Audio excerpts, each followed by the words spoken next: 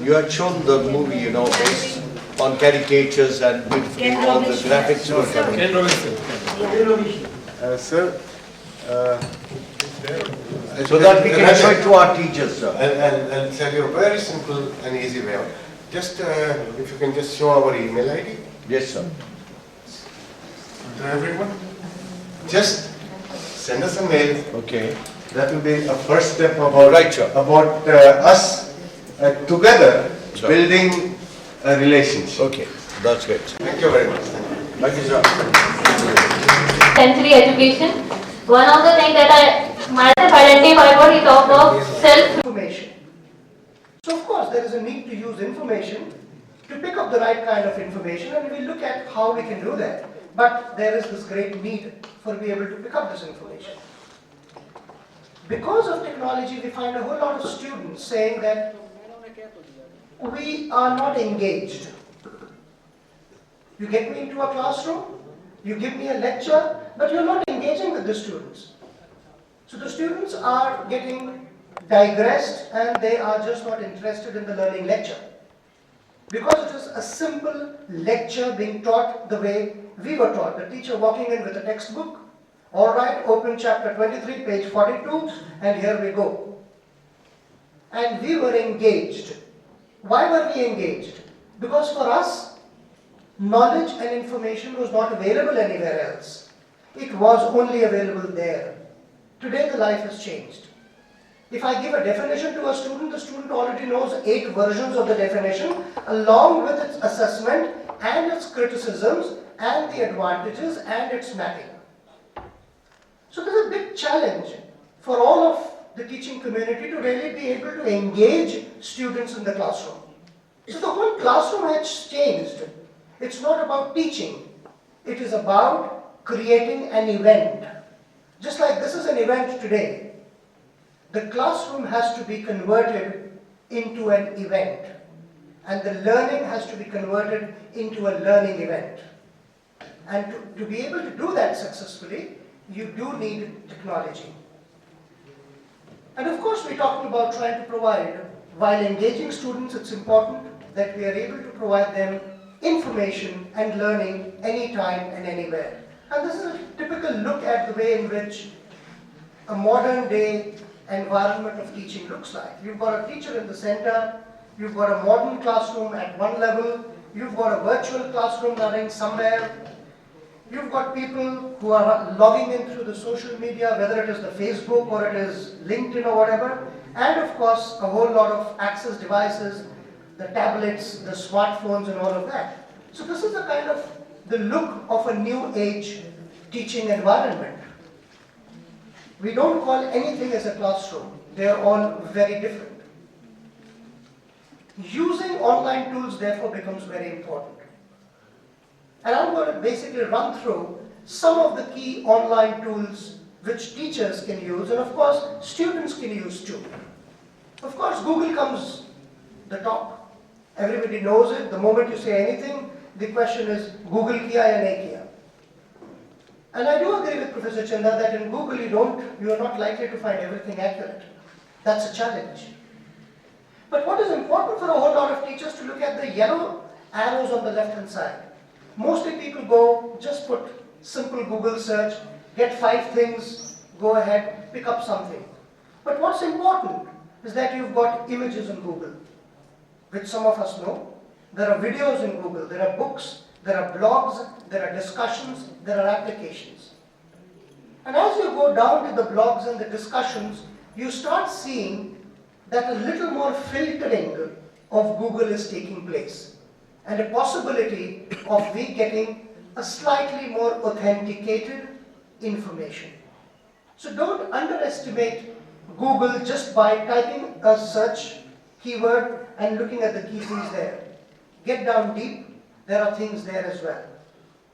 Khan Academy, Professor Chanda is a well-known mathematician, so Khan Academy is a great place and a great authentic place for students to learn and understand mathematics.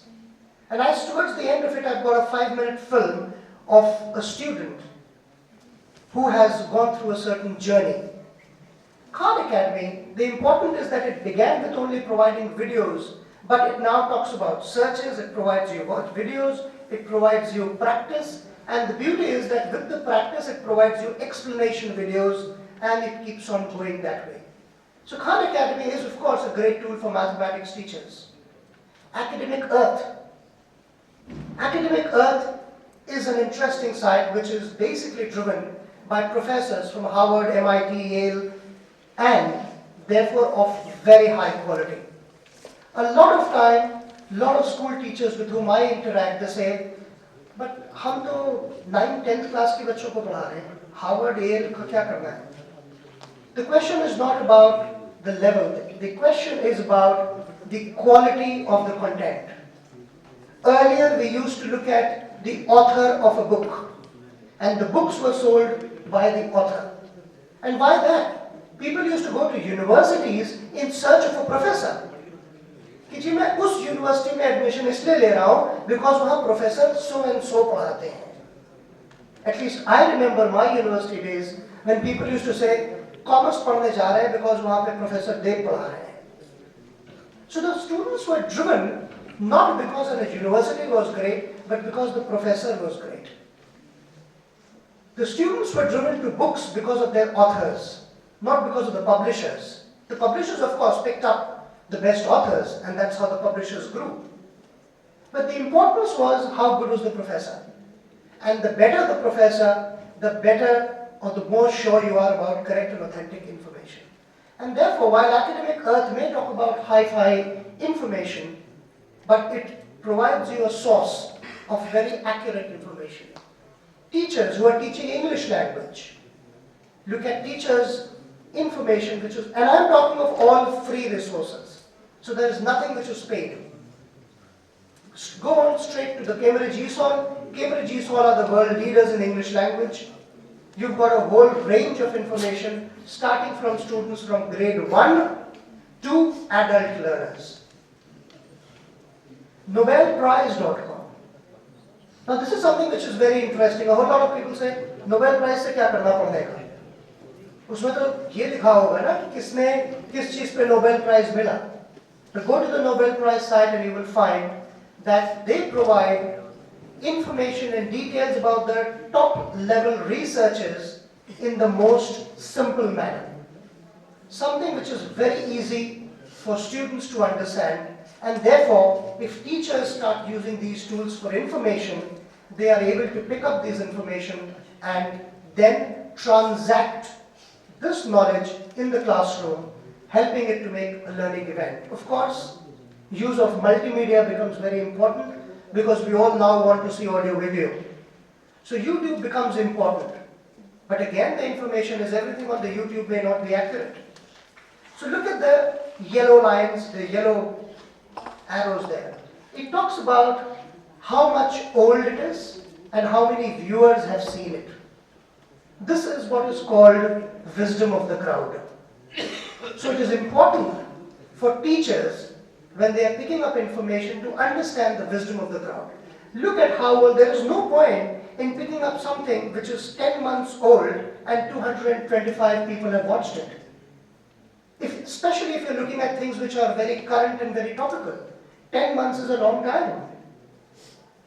So look at those things. Just don't go blindly, but YouTube is a great area. Vimeo is a place where a whole lot of people can look at educational things, and especially for the K-12 market, Vimeo is a place where you can find a lot of information, video information pertaining to subjects. TED, of course, is a great place where you can find high quality lectures, curated, selected. Every lecture doesn't get into TED. So TED, you only get very high class lectures, and it's a great place to look at. Free things, everybody uses iPad, everybody uses iBooks and iPhone and all of that. Go on to the iTunes. Everybody would have seen iTunes U. I am not sure how many people actually know what iTunes U is. It's basically iTunes University. And within the iTunes University, you get a good amount of free quality information because Apple has this method of ensuring quality assurance before anything enters their apps. So simple as iTunes, you could use iTunes, you look at it. Podcasts is something which is very old, audio sound clips of lectures. Just download the whole series, and while students are going on their bus, while they are going back home, while they are jogging, you can encourage them to put in their iPhones, which they are doing in any case, and listen to great lectures. Game-based learning. There's a whole lot of things which is now being talked about, learning using games. You've got the Android market, there's a whole lot of games there. You go out for the iPhone and the iPad markets, there are games there. There are interesting games there which talks about simple theory of physics through games. And students are playing. I mean, we interact with a whole lot of students from, especially in the grade 8 to 12 sector. And we run workshops with them, and it was very interesting. In a workshop we were running, there was a question: find out the physics behind Beckham's swerving kick. I mean, that is the great thing of Beckham. Martha, it actually takes an angle and hits it. Now, what's the physics behind it? We purposely put that question, what is the physics behind it? And we had a group of about 180 students. And we said, go online and find, because it was an ICT-based learning.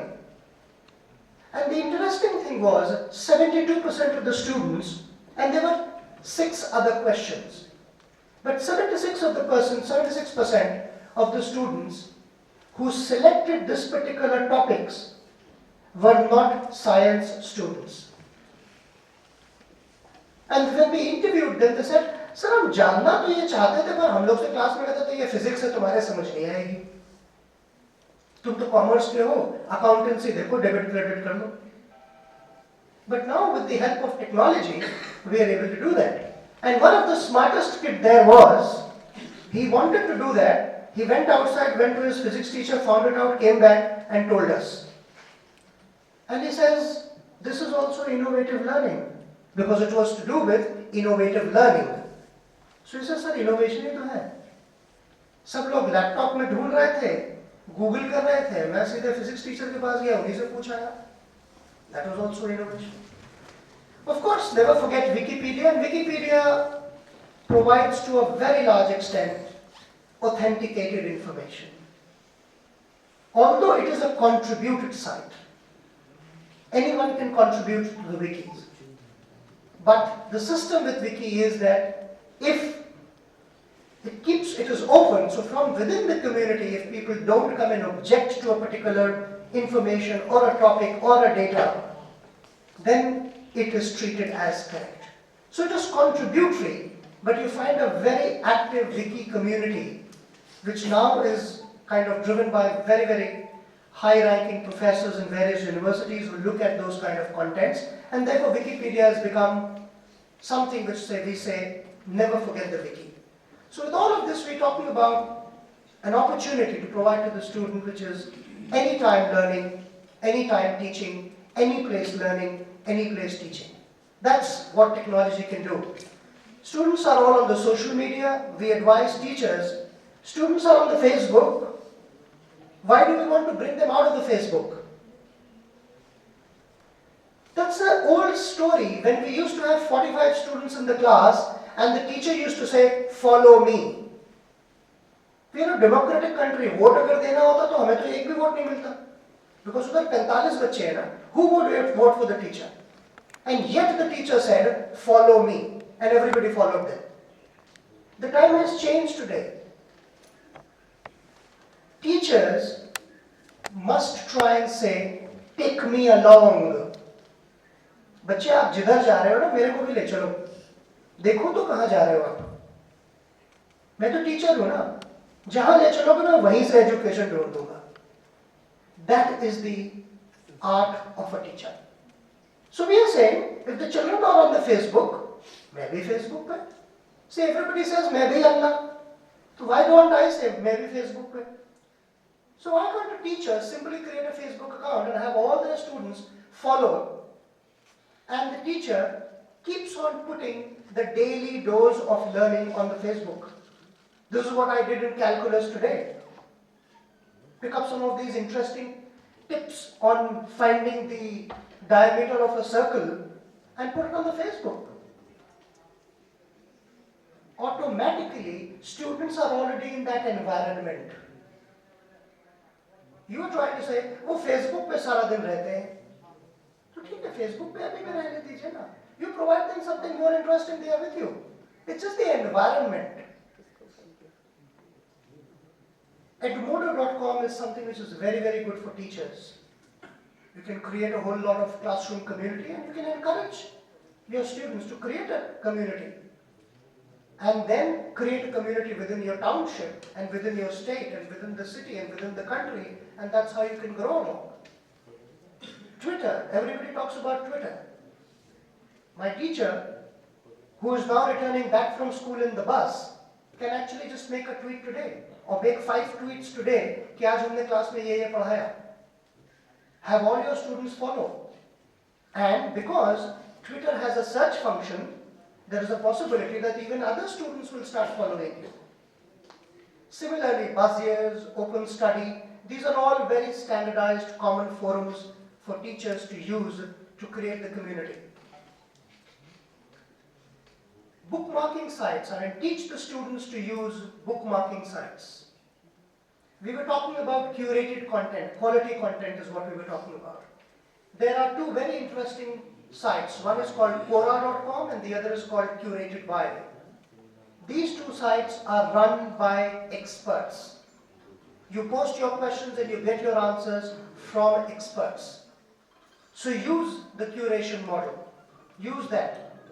Digo is another very interesting thing, which is a bookmarking site, and teachers, while you are studying and researching, you can create your own community and you have all your students follow it, and in the process the students get acquainted to the latest researches or the studies that a teacher is doing.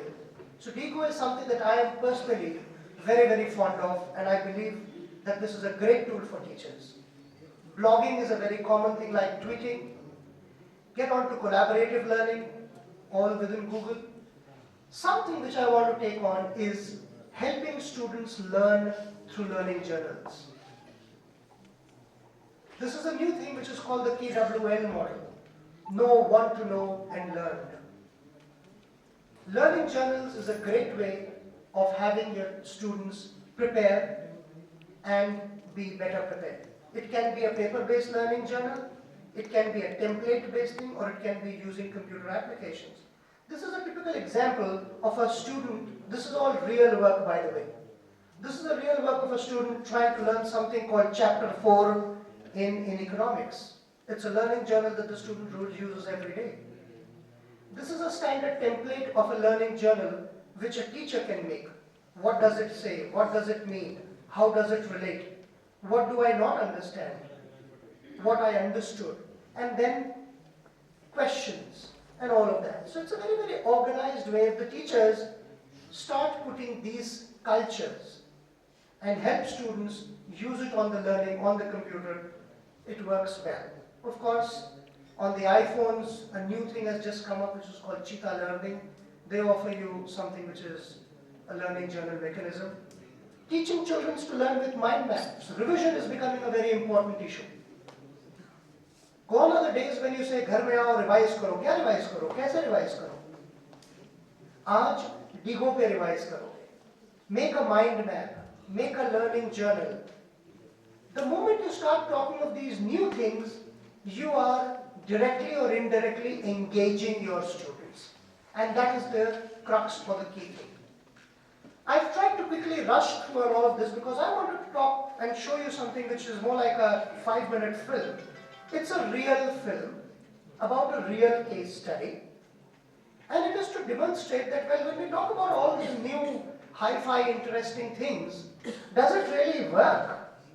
या हम लोग ICT बोलकर चले जाते हैं और इसका कुछ होता नहीं है. And I'm very happy that we've got a group of students because this film can actually be a bit of a motivation to these students to really see कि ये सब ICT जो मैंने ये सब बोला, Digo करो, Google करो, इससे कुछ होता है या नहीं होता. So bear with me for about 5 minutes and hopefully it should run. We may not have a bit of a clarity in the voice, but let's see where it takes us.